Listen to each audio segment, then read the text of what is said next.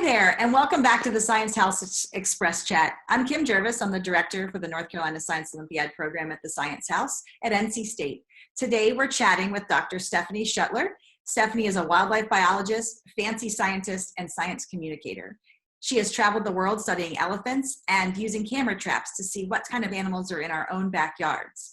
She is now focusing on writing a book, blogging, and helping to break down science stereotypes with talks and interviews like this one. Stephanie, thank you for joining us. We're so excited to get to talk to you today, and I'm excited that I put on dress clothes to be a fancy scientist communicator with you today. Thank you for inviting me. I'm really happy to be here. So can you give us a little insight on how you picked a career in science communication? Yes, it was very accidental. As you mentioned in my bio, I trained as a wildlife biologist. So I have a PhD in biological sciences, and I studied elephants for my PhD. But I always liked interacting with the public. I had a internship at Disney's Animal Kingdom a long time ago. And that was like one of my favorite parts of it was talking about our research to the public. And when I was in graduate school, I did start blogging, and I did have a Twitter feed, and I would talk about my research. And just the longer that I got in my career, so I initially got into this career because of conservation. I wasn't necessarily driven by the science. I was driven by wanting to conserve animals and nature.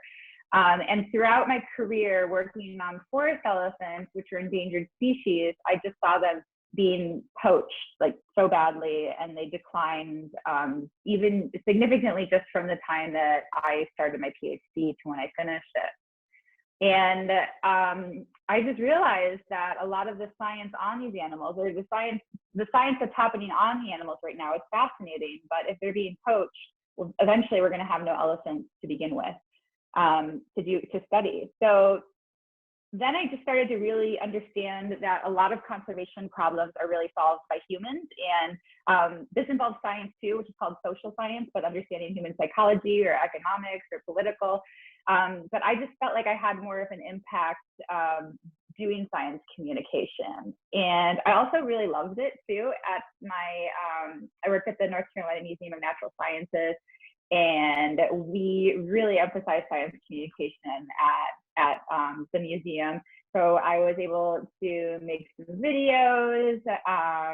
We did a lot of fun like social media interactions, and yeah, I just liked it, and I'm trying something really new. I'm kind of like making my own career, and I've only been doing this since, let me see, well, I haven't been employed since March, but I have been working on my blog full time, or for a lot of time for the past 2 years. Okay. Well, that's awesome that you kind of have gone down a path and figured out what your strengths are and what your passions are. If you could travel back in time, what would you give yourself as advice about this career path? For science communication or wildlife biology, or both? Or just your path, yeah. So what I found with wildlife biology is it's actually a really competitive job market. I was pretty surprised by that. I always knew that academia was competitive, but I didn't think, I was mostly interested, like I said, in conservation jobs. So I was interested in government jobs or nonprofit work. And yeah, I was just really surprised that so many of the jobs were so competitive. And it's just because over time, there's been more and more PhDs, and the stakes have been raised.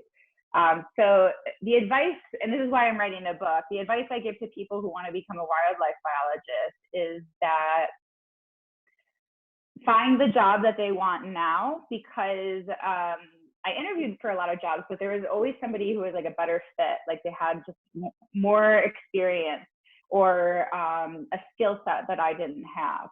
So I recommend that people look at the job boards now, like the ideal job that they want, and then work backwards and make sure you get all those skills during your bachelor's or master's or PhD. And for a lot of jobs too, like I said, I wanted to work in conservation. I was really surprised once I really looked at the job boards, how many jobs in conservation are not research-based. A lot of them are fundraising, marketing, things like accountants, even lawyers. And if you think about it, yeah, I mean, that's a huge part of conservation biology is you gotta raise money to be able to fund the research projects and educational projects. For science communication, I think I stumbled into it in a really good way. I guess maybe my advice for myself was just to know what I know now. Back then, I was writing a blog with a group of other scientists, and if I would have started my own blog back then, it just would have had it just would have like ranked better in Google. It's just the way that science or that websites work. It's just if I would have started earlier, I would have probably had more of a following. But I learned it. I've been learning it all on my own, pretty much. I listen to a lot of podcasts and a lot of entrepreneurial podcasts, and those are extremely helpful. I have signed up for some courses that I pay for, but honestly, so much information is out there that is free that if you're really interested in science communication, you can definitely find it out there. Like I recommend that people read like marketing books and entrepreneurial books. And yeah, that's kind of what I recommend. And I'm very happy about the path I took, even though I got here in a weird way. I'm very happy that I had all the experiences that I had, because now as a science communicator, I can speak really from direct experience. No, I think that is really important that you are able to rely on that research background when you are trying to communicate. Yeah. So what kind of challenges do you face being a woman in STEM, and have they changed over the years since you started in your field? To be honest, I don't know if I had any real challenges. I definitely had perceived challenges, and that was about the way that I looked. My social media handle is also Fancy Scientist, and I just grew up not necessarily like with a super fancy family, but my mom would always dress up, always wear makeup, and I like that stuff. I like fashion, I like makeup. And when I went to graduate school, just nobody like even wore makeup. So even if I wore a little bit of makeup, I still felt like I stood out. And this is especially true of wildlife biology. People like to wear like stuff you get at REI. And for a while, I felt like I didn't belong. So I kind of dulled my sparkle a little bit. And because I was worried that people wouldn't take me seriously. But I really didn't find that to be the case. I found that people did still take me seriously, even if I dressed up a little bit. So then I just started like actually embracing it full on and just not sharing anymore. And I actually kind of like it sometimes if people think that I'm stupid and I surprise them based on the way I look, because it's breaking those stereotypes. Or not thinking I'm a scientist, not thinking I'm stupid, but yeah, people make judgments about the way that you look, but there is real bias in STEM fields or in science. So there's research to show that women don't get promoted as often. For research funding, they're less likely to be awarded grants. So there is a lot of bias that goes on, but I don't feel like I have any like experiences where I was specifically discriminated against. And in wildlife biology, a lot of this, it's actually kind of female dominated. It's like in graduate school, I would say all the classes are 50-50. And yeah, when you go to like Society for Conservation Biology meetings and the Wildlife Society meetings, it's definitely either close to 50-50 female and sometimes even exceeding it. That's great to hear. And it's ironic to me to think in a STEM field, you felt that you couldn't be fancy, whereas in the business world, the exact opposite would be true. Like people would not be taken if they showed up in their REI gear and in their corporate jobs. So it is a costume in some ways that we put on in our fields. Yeah, and it was actually kind of hard for me to know what to wear. I was interviewing for a job at the Wildlife Resource Commission, and those people, they're definitely very outdoorsy. And I was like, do I wear a business suit? Because it is a job interview, or do I wear, more wildlife biologist clothes? But I did wear a suit. It's always better to dress up too much than not dress up for job interviews. That's probably true. So this may be the first time that some people are hearing the term science communication. So why do you think science communication is an important and developing field right now? I think science communication is hugely important. I think it's been underestimated for at least the past 2 decades. I think scientists undervalue it. A lot of times we really focus on research, but the science that we do is really for the public good. If we don't communicate the results of our research, we communicate several ways. We communicate to each other through peer-reviewed publications, and that's how science builds upon each other.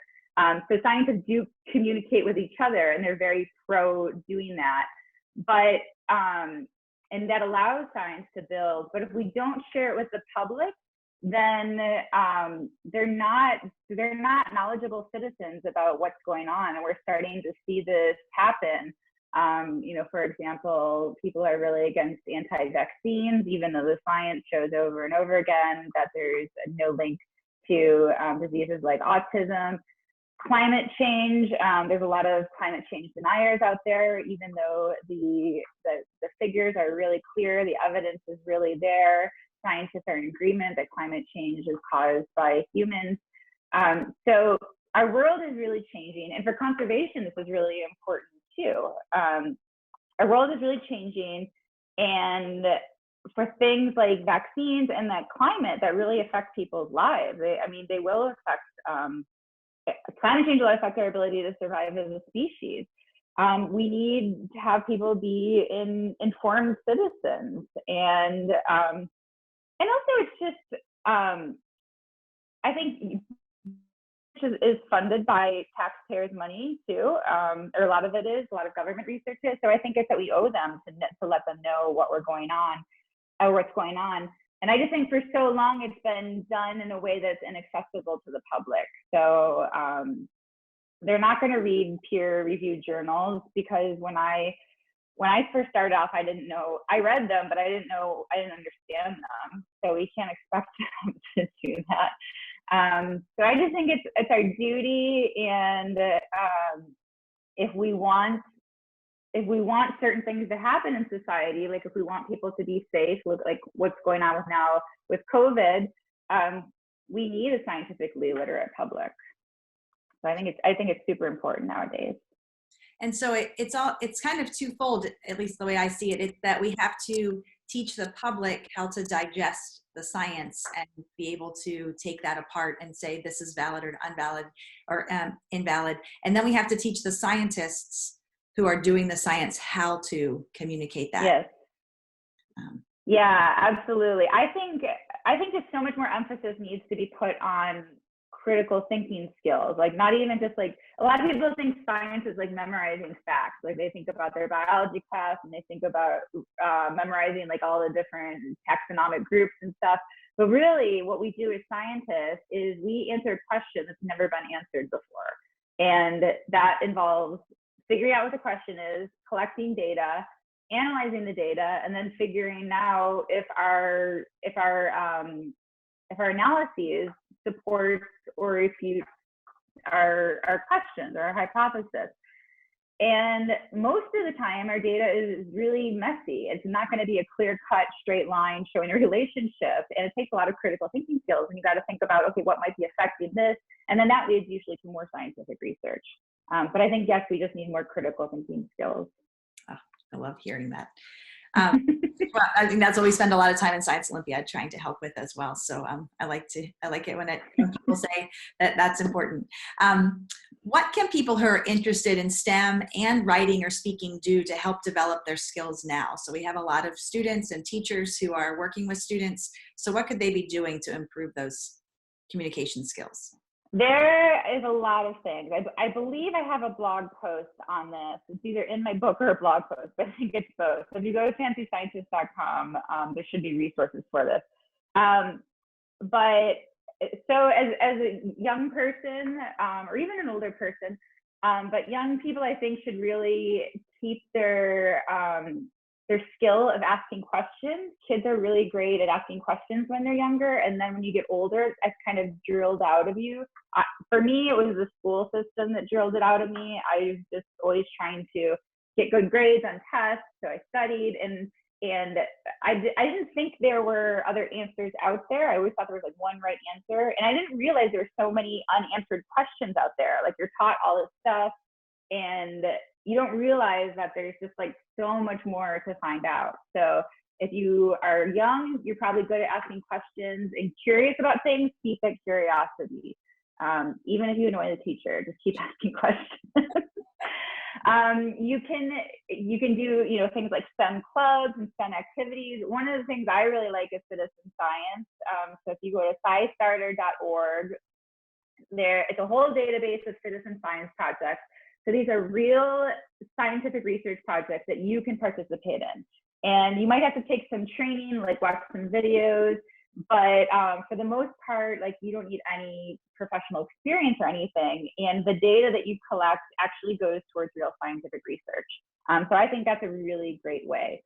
For communication skills, I would just say, very basic. You can start talking about science on your social media platforms. You don't even have to get new ones, but start sharing like interesting science articles, things that excite you, cool animal facts, or universe facts, whatever you're interested in. Doing things like YouTube, honestly, is really helpful. It helps you practice for public speaking, for understanding the main concept and making it more concise. So it's all trial and error. So I would say just practice those things and you'll become better. And you'll see what your audience responds to, and you'll know what you're really, touching the nerve with, what they really like.